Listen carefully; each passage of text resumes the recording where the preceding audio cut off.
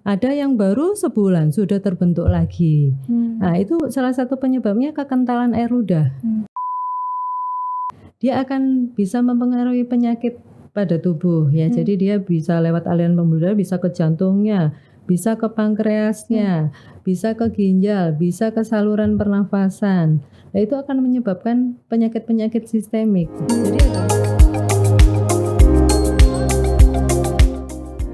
Jadi Tribuners, kembali lagi dengan saya Ignatia, jurnalis Tribun Jatim Network. Pagi ini kita akan kembali ngopi bareng. Nah, ngopi bareng ini ngopi bareng yang asik. Ngopi asik atau kita biasa sebut dengan ngobrol pagi asik. Nah, pagi hari ini kita bakal ngobrol soal kesehatan kembali dan saya tentu saja akan membicarakan informasi kesehatan ini dengan Rumah Sakit Premier Surabaya. Di depan saya sudah ada dokter cantik, ada dokter Gigi Retno Wulandari, SPP Rio. Halo dokter. Halo, selamat pagi. Selamat pagi juga dokter. Dokter, ini gimana kabarnya dokter? Alhamdulillah baik. Nah, sobat Tribuners, dokter Retno Wulandari ini itu adalah lulusan dari UNER tahun 1998 ketika mengambil dokter umum giginya ya dok ya. Kemudian spesialisnya di periodontia. Nah, saya suka salah dok, mohon maaf ya dok ya. Di spesialis periodontia di tahun 2011. Nah, seperti spesialisnya nih, dokter gigi Retno ini, kita akan membahas soal yang disebut karang gigi. Nah dok, ini pagi ini kita mau bahas apa sih sebenarnya itu karang gigi dan tanda-tandanya tuh seperti apa sih yang kita bisa lihat sebagai orang awam begitu kira-kira. Ya, gini ya Mbak, karang gigi ini terbentuk itu akibat penumpukan dari sisa-sisa makanan yang lama tidak dibersihkan. Nah, sisa-sisa makanan ini kan mengandung kuman. Nah, akhirnya dia akan membentuk plak. Plak ini seperti lapisan atau biofilm yang menempel pada gigi. Nah, lama-lama plak ini akan menumpuk akan terbentuk karang gigi. Nah, karang gigi ini kalau tidak dibersihkan dia akan menyebabkan radang gusi. Radang gusi di sini ciri-cirinya gusi akan kemerahan, mudah berdarah gitu. Kalau radang gusi ini yang sering disebut gingivitis ya. Oh, gingivitis. Jadi kalau gingivitis ini tidak dirawat, lama-lama dia akan menyebabkan infeksi pada jaringan penyangga gigi. Di sini kan ada jaringan penyangga gigi itu ada tulang, ada gusi, ada tulang yang menyangga gigi. Nah, kalau sudah terjadi infeksi atau keradangan yang pada jaringan penyangga gigi, ini sering disebut periodontitis. Ini akan menyebabkan gigi akan mudah goyang, yang akhirnya akan tanggal dengan sendirinya. Oke, berarti karang gigi sendiri itu sebenarnya lapisan di antara gigi kita ya dok ya? Iya, di permukaan gigi.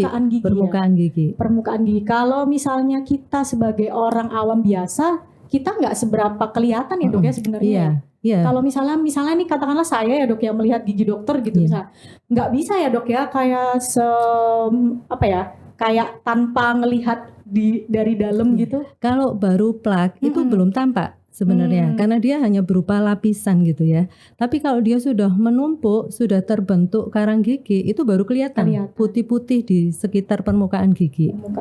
Iya, dan tiap orang ini beda-beda terbentuknya karang gigi. Itu tergantung kebersihan rongga mulut, terus tergantung sama pH saliva. Jadi kekentalan air ludah. Masing-masing orang kan berbeda.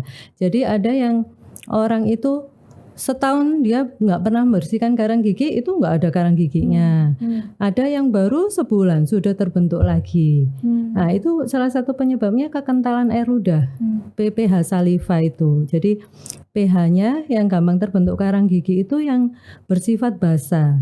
Jadi di atas 7 pH-nya. Nah, ini biasanya dia gampang terbentuk karang gigi. Tapi kalau pH seseorang itu asam, itu akan menyebabkan giginya karies. Nah, makanya kita harus menetralkan pH itu dengan cara menggosok gigi. Jadi tetap kuncinya gosok gigi ya, iya, Dok, ya? itu perawatan awal itu harus gosok gigi yang bisa dikerjakan sendiri di rumah kan. Gitu. Paling enggak kita habis makan maksimal 1 jam sudah harus gosok gigi. Nah, gitu. Mungkin ini Dok, ada juga saya pernah dengar tuh teori yang mengatakan tuh begini, ketika kita sering menggosok gigi itu nanti emailnya juga cepat hilang begitu. Apakah itu benar, Dok, atau bagaimana? Enggak sih, Mbak. Untuk mencegah karang gigi tadi itu loh, Dok, kan harus berarti kan sejam sekali misalnya saya makan katakanlah jam 12 siang, kemudian saya akan gosok gigi sekitar jam 1:30 gitu ya, Dok ya. Itu nggak masalah ya, ketika sore saya mau mandi saya gosok gigi lagi. Iya, nggak apa-apa. Yang penting yang utama gini, gosok gigi itu harus setelah makan. Jadi misalnya kita pagi hari itu sebaiknya kita sarapan dulu, baru kita mandi, gosok gigi, baru berangkat kerja. Jadi kita kerja atau sekolah dalam keadaan rongga mulutnya bersih. Sama mau tidur, malam hari mau tidur, itu paling utama gosok gigi. Selebihnya itu kalau mau 3 kali habis makan kita gosok gigi ya nggak apa-apa, bagus. Kalau di kantor kita bawa sikat gigi itu bisa, atau kalau kita malas ribet ya paling nggak habis makan kita kumur-kumur.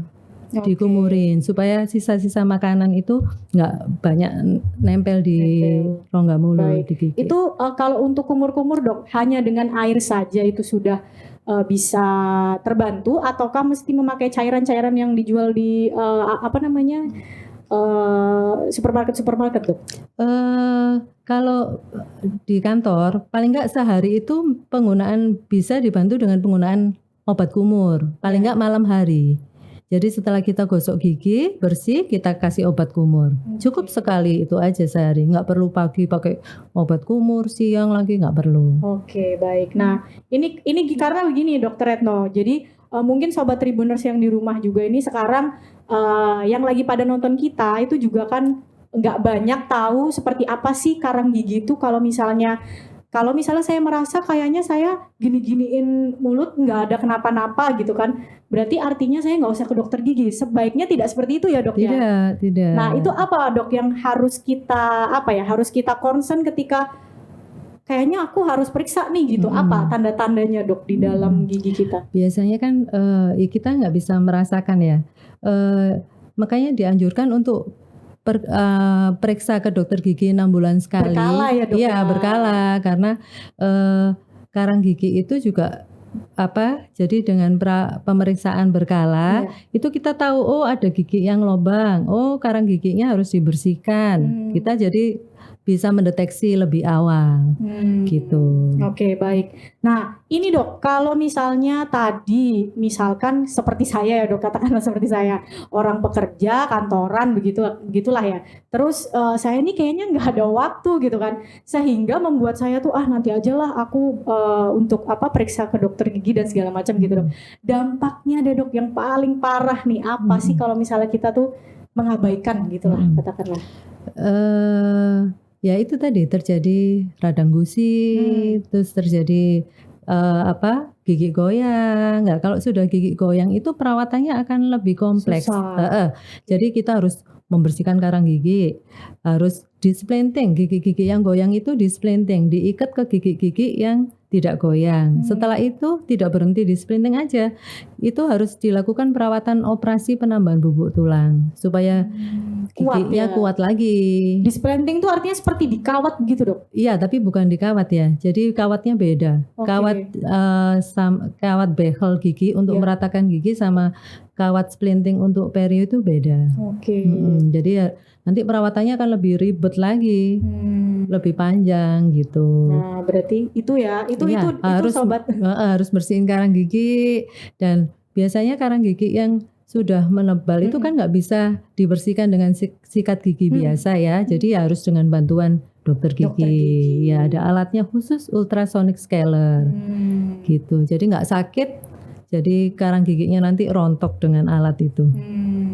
Tapi daripada menumpuk ya, lebih baik kita berkala begitu ya, Dok? Berkala 6 bulan sekali. Baik. Nah, itu tadi tadi memang kita bicara membersihkan gigi di ketika kita mendatangi dokter gigi ya dok ya. Tapi katakanlah misalnya seperti ini, ada beberapa teman-teman yang mungkin percaya aku bersihin sendirilah. Itu ada nggak sih opsi itu dok? Bisa nggak sih kita tuh bersihin gigi sendiri tanpa bantuan seorang dokter gitu? Banyak ya di pasaran itu ada alat untuk bersihin karang gigi sendiri, tapi itu enggak optimal. Iya, jadi tetap harus ke dokter gigi. Karena ini juga ya dok ya, profesional ya dok ya, jadi tidak sampai alatnya kan beda, dia pakai seperti yang wireless itu ya, yang seperti sikat apa itu, itu menjanjikannya gitu sih bisa, tapi ternyata nggak bisa maksimal, nggak bisa optimal. Iya. Gitu. Dan kita juga tidak tahu gitu ya dok ya dampaknya, mungkin kalau misalnya salah sedikit kan, kalau tidak salah di dalam gigi kan ada saraf ya dok ya. Saraf-saraf yang mungkin itu tidak bisa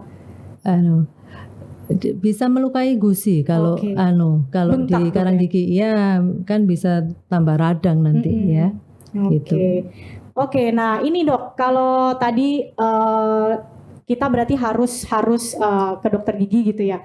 Jika memang teman-teman ini belum sampai ada karang gigi, nah itu gimana dok mencegahnya supaya jangan sampai deh ada karang gigi gitu? Dengan sikat gigi saja kah atau ada tips lain dari dokter? Dengan sikat gigi cukup, tapi karena itu tadi masing-masing orang kan berbeda kekentalan air ludahnya itu. Jadi ada yang rajin gosok gigi tapi dia banyak karang giginya ada. Makanya harus dengan bantuan ke dokter gigi. Gitu. Tetap harus bantuan ke dokter gigi. Untuk yang pH-nya terlalu basah, kental itu sebaiknya ya minum air putihnya banyak. Gitu. Jangan malas-malas minum air putih. Gitu. Karena itu supaya air ludahnya itu tetap cair dan gosok gigi, karena gosok gigi itu menetralkan pH saliva. Untuk ini dok, untuk cara menyikat gigi dengan benar, itu seperti apa dok? Cara menyikat gigi yang benar dengan waktunya ya, pagi hari setelah sarapan dan malam hari mau tidur, itu yang utama 2 kali itu aja sudah bagus. Sudah bagus. Terus dari arah menyikat giginya. Jadi kalau gigi yang atas itu diarahkan dari atas ke bawah gini. Nah, pelan-pelan, paling enggak 8 kali hitungan. Terus ke depan juga, samping sini juga. Untuk yang bawah juga dari bawah ke atas gitu. Bukan begini ya dok, berarti ya? Bukan begini juga. Jadi dari bawah ke atas. Untuk yang bagian dalam juga harus disikat kan? Itu disikat dari bawah ke atas. Untuk bagian permukaan gigi kita sikat. Ini baru yang permukaan giginya ini bisa maju mundur gini. Gitu. Yang atas juga dari bawah dari belakang ke depan maju mundur. Tapi untuk permukaan yang di pipi ini harus dari atas ke bawah. Untuk gigi atas, untuk yang bawah dari bawah ke atas. Harus seluruh permukaan harus dibersihkan, tidak boleh kelewatan. Oke, baik. Dokter, untuk kita periksa idealnya ke dokter gigi itu berapa lama sih sebenarnya? 6 bulan sekali. 6 bulan cukup, sekali ya. Kalau misalnya parah mungkin harus segera ya dok ya. Iya, ini yang dengan pH saliva yang basah, yang air liurnya kental, dia 1 bulan sudah terbentuk karang gigi. Itu dia harus ke dokter gigi untuk membersihkan. Nggak menunggu waktu 6 bulan. Gitu. Biasanya pasien-pasien yang pH salivanya kental itu juga ada hubungannya dengan pemberian obat-obatan seperti obat-obatan kemoterapi seperti itu. Itu bisa menyebabkan air ludahnya kental. Ada penyakit-penyakit sistemik. Itu juga. Berarti dari asupan obat juga berpengaruh ya? Iya, berpengaruh. Berarti untuk sobat Tribuners yang mungkin sekarang sedang menjalani penyembuhan juga ya dok ya, pengobatan, itu mungkin harus memeriksakan juga. Iya, karena obat-obat itu mempengaruhi kekentalan. Jadi mulutnya kan jadi kering. Ada penyakit-penyakit tertentu yang mulutnya kering, manifestasinya begitu. Nah itu dok, tadi menarik ini soal bagaimana cara kita tuh tahu ini saliva kita kental atau tidak, itu dok. Itu ada, sebenarnya ada untuk ngetesnya ya, ada pakai kertas lakmus gitu. Itu diukur nanti pH-nya lebih di atas 7 berarti basah gitu. Oh, berarti Ada kertas untuk ngecek itu, kertas lakmus. kertas lakmus. Kalau misalnya kita kayak gini aja nggak bisa ya dok ya? Nggak bisa. Misalnya kita, aku ngerasanya kayaknya kental, nggak bisa ya dok ya? Nggak bisa. Begitu Gitu. sobat ternyata. Oke. Gitu. Oh iya Mbak, untuk karang gigi yang nggak dibersihkan ini ya, dia kan isinya kuman-kuman tuh. Nah, kuman-kuman ini akan dia melalui aliran pembuluh darah, dia akan bisa mempengaruhi penyakit pada tubuh ya. Jadi dia bisa lewat aliran pembuluh darah, bisa ke jantungnya, bisa ke pankreasnya, bisa ke ginjal, bisa ke saluran pernafasan. Nah, itu akan menyebabkan penyakit-penyakit sistemik. Jadi ada hubungannya karang gigi sama penyakit sistemik. Kalau dia ke jantung, maka dia akan menyebabkan penyakit jantung koroner. Biasanya yang berhubungan dengan gigi itu. Kalau dia ke pankreasnya akan rusak. Itu akan menyebabkan dia sakit diabetes. Meskipun dia nggak ada keturunan diabetes. Iya. Terus ke saluran pernafasan, itu akan menyebabkan gangguan di paru-parunya. Gitu. Dan untuk ibu hamil, ini juga akan bisa menyebabkan keguguran atau berat bayi rendah. Berat bayi lahir rendah, ya itu akan mempengaruhi bayi lahir prematur. Jadi untuk ibu-ibu hamil pun harus rutin untuk membersihkan karang gigi, meskipun dia hamil ya. Jadi biasanya periksa ke dokter gigi itu untuk ibu hamil trimester kedua, trimester kedua sudah aman. Jadi di situ mau dilakukan perawatan gigi, penambal gigi, pencabutan gigi atau pembersihan karang gigi itu aman di trimester kedua itu. Oke, baik. Jadi jangan takut periksa karena hamil. Ada banyak yang begitu dok. Apalagi kalau misalnya ngomongin dokter gigi itu kan kadang yang image yang terbangun itu ya dok ya kan pasti serem, dokter gigi serem karena alatnya itu kan banyak. Suara alatnya kan begitu ya. Kayak seperti mau ngebor gitu.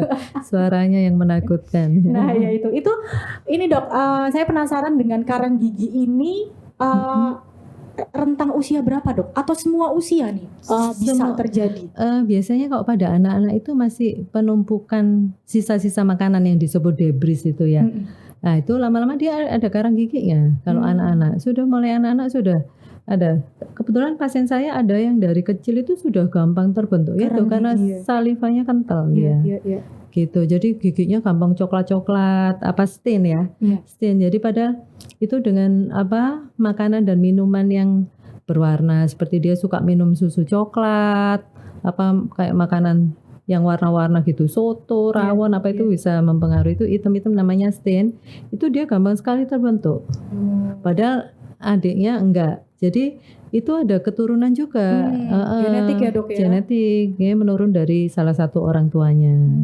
Gitu ada, dari anak-anak sudah ada ya dok ya?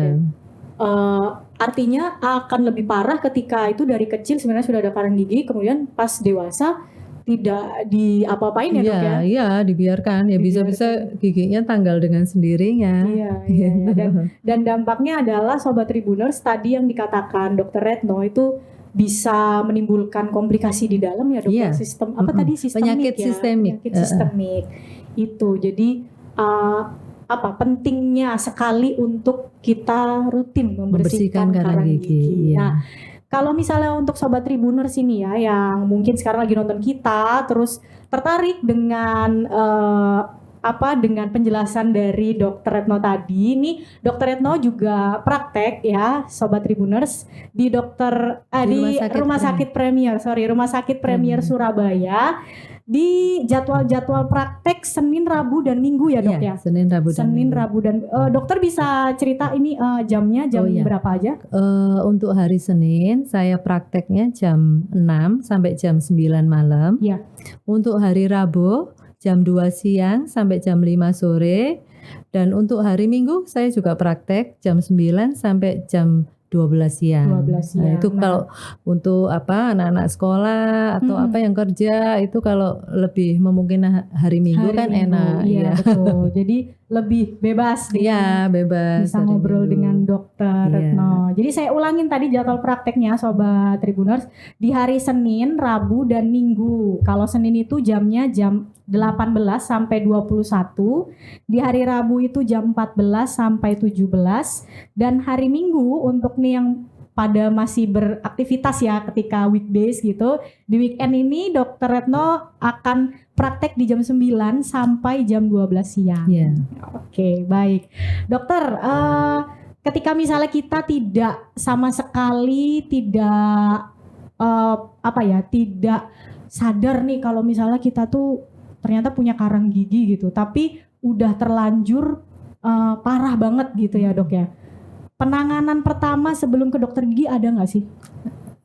Apa langsung memang harus kita ke harus dokter gigi aja ya? Iya, kalau sudah menumpuk, apalagi sudah ada keluhan gusinya mudah berdarah itu ya dok. Tanpa gosok gigi ya. Tanpa gosok gigi dia diam-diam gini berdarah gusinya. Itu sudah terjadi keradangan di jaringan penyangga giginya. Nah, itu sudah tahap lanjut, harus ke dokter gigi. Oke. Gitu. Ketika gini dok, ada orang-orang yang dia sadar dia punya tadi salivanya kental, ya. Berarti kan tadi terbentuk karang giginya lebih rentan ya dok ya. Nah itu ada nggak sih pencegahan makanan-makanan tertentu yang bisa mengurangi lah karang gigi? Makanan tertentu nggak ada ya, banyak makan sayur, buah, serat ya dok ya, ya. Sayur. Banyak makan sayur, buah, minum air putih yang banyak. Ketika misalnya ini kan gini dok ya, soalnya ada beberapa orang yang dia juga punya gangguan lambung ya dok ya. Misalnya seperti itu, ada gangguan lambung, dia susah kesulitan makan buah dan sayur gitu, tapi dia juga punya karang gigi. Seperti apa dok? Biasanya ada hubungannya itu memang. Gitu. Penyakit gastritis sama karang gigi itu ada hubungannya. Nah, kan dia juga menyebabkan bau mulut, gastritis itu. Ya kan dia harus makan buah dan sayur yang tidak merangsang asam lambung. Betul. Gitu. Jadi misalnya kayak jeruk kan merangsang asam lambung. Ya makan yang buah pepaya apa gitu yang nggak merangsang. Begitu ya dok ya. Oke, ini soalnya salah satu ini informasi juga buat saya dok. Sayuran juga gitu. Jangan yang kayak kubis, itu betul. Kan itu merangsang asam lambung. Iya. Kebetulan saya ada asam lambung dok. Saya ada asam lambung. Kebingungan kalau misalnya ada karang gigi juga, tapi ada asam lambung juga, seperti apa gitu kan, supaya tidak. Ya, makan buah dan sayur yang tidak meningkatkan asam lambung. Tapi berarti buah dan sayur apapun itu sangat membantu ya dok ya? Iya, sangat membantu. Sama minum air putih yang banyak. Itu teman-teman yang paling paling penting. Iya. Yang paling penting. Oke, baik Dokter Retno. Jadi kalau misalnya boleh saya simpulkan dokter ya. Mohon izin saya simpulkan ini. Jadi Sobat Tribuners, untuk karang gigi itu memang terbentuk dari sisa-sisa makanan ya. Ketika kita tidak menggosok gigi, minimal sejam setelah makan itu akan menumpuk, dan tidak ada rentang usia sebenarnya ya dok ya.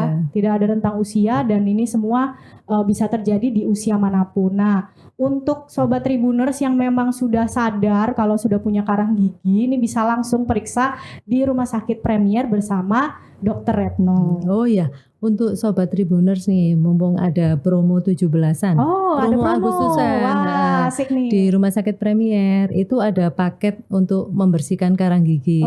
Ada promo. Berlangsung berakhirnya sampai akhir Oktober. Jadi monggo Sobat Tribuners untuk datang ke Premier untuk membersihkan karang gigi. Mumpung ada promo diskon. Oke, ini tawaran yang menarik ini. Untuk nanti langsung ketemu dengan Dokter Retno, dapat promo lagi. Apalagi coba yang ditunggu. Oke, baik. Nah dokter, pesan dokter nih untuk terakhir nih, saya mau kepo pesan dokter. Kira-kira untuk teman-teman atau Sobat Tribuners di rumah yang mungkin sekarang dalam masa pencegahan, atau mungkin ada yang udah punya karang gigi tapi kebingungan gitu, apa yang harus saya mulai gitu, apa pesannya dok? Silakan. Kalau untuk pencegahan ya itu tadi ya, sobat harus rajin membersihkan gigi, gosok gigi, rajin menggosok gigi, rajin minum air putih, ya mengurangi rokok nggak boleh. Terus jangan minum minuman beralkohol itu untuk menjaga supaya giginya sehat, jaringan penyangga giginya sehat. Dan juga kalau sudah terbentuk karang gigi ya harus segera datang ke dokter gigi untuk membersihkan karang gigi itu supaya tidak berlanjut sampai terjadi ke gigi goyang dan giginya menjadi tanggal sendiri. Gitu. Nanti kan sayang kalau betul gitu. Karena jadi ompong masih muda jadi ompong. Soalnya pakai gigi palsu itu juga nggak enak kan. Dan anu juga dok di muka tuh tidak estetik. Iya. Oke, baik. Itu tadi sahabat Tribuners ya. Jadi pencegahan untuk karang gigi sendiri itu sangat mudah. Kita hanya butuh untuk sikat gigi dan jangan lupa untuk minum air putih yang banyak, makan sayur dan buah. Dan kontrol rutin ke dokter gigi 6 bulan sekali. 6 bulan sekali. Oke, baik. Ya, itu dia tadi obrolan kita soal karang gigi dengan Dr. Retno. Mudah-mudahan ini sobat Tribuners yang di rumah juga yang lagi dengerin terbantu ya, apapun yang mungkin sekarang lagi dihadapi nih. Ada yang sakit gigi atau dan lain-lain bisa langsung datang aja ke RS Premier untuk memeriksakan giginya. Nah, oke. Satu ucapan dari saya sih ya kalau misalnya membahas soal gigi itu seperti yang seperti yang kemarin saya sempat mengobrol juga sama dokter dari RS Premier itu adalah lebih baik tidak sakit gigi dan sakit hati. Jadi dua-duanya harus tetap sehat. Iya. Ya dokter ya. Itu pentingnya kesehatan. Oke, baik. Untuk Dokter Retno terima kasih banyak sudah berkenan hadir ya bersama kita di Ngopi nih, ngobrol pagi bareng dengan RS Premier Surabaya. Baik. Nanti kita akan ketemu lagi sobat Tribuners di Ngopi Asik episode selanjutnya dan tetap nantikan acara-acara kami. Saya Ignatia undur diri dengan Dr. Retno juga undur diri. Kita bertemu lagi di lain kesempatan. Terima kasih. Selamat pagi.